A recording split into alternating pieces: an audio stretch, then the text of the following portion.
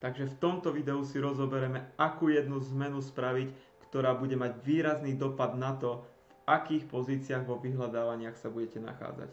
Takže poďme sa pustiť do toho.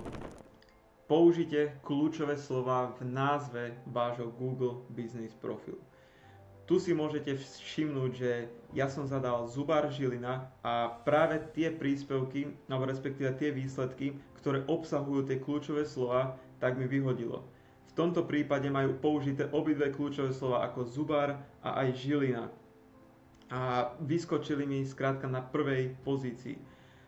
SEO experti z celého sveta sa zhodli, že mať kľúčové slova v Google Business profile je druhý najdôležitejší faktor, ktorý ovplyvňuje to, v akých pozíciách sa nachádzate. Takže určite zvážte použitie týchto kľúčových slov v názve vášho Google Business profilu. Avšak tu jedno malé upozornenie. Používanie kľúčových slov v Google Business profile je proti porušovaniu ich pravidel v prípade, ak tieto kľúčové slova nie sú aj v oficiálnom názve vašej firmy.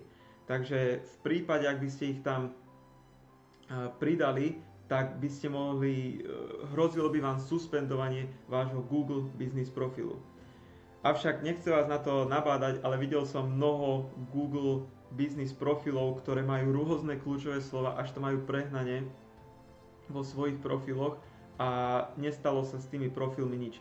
Avšak to je len nejaké moje odporúčanie. Každopádne viac odporúčam to, aby ste do budúcna zvážili zmenu názvu vášho oficiálneho profilu, aby na tie najvyhľadávanejšie kľúčové slova, aby ste mali 100% bezpečnosť toho, že ich môžete používať v názve Google Business profilu. Táto jedna zmena by vám nesmierne dokázala pomôcť to, aby ste sa nachádzali vyššie vo vyhľadávaniach. Lebo ako si môžete všimnúť aj tu, práve ako tu má zakomponované toto slovo, teda tie dve kľúčové slova ako zubár Žilina, tak im to dáva nesmiernu výhodu v tom, lebo sa nachádzajú v prvej pozícii vo vyhľadávaní. OK, takže toto video bolo krátke.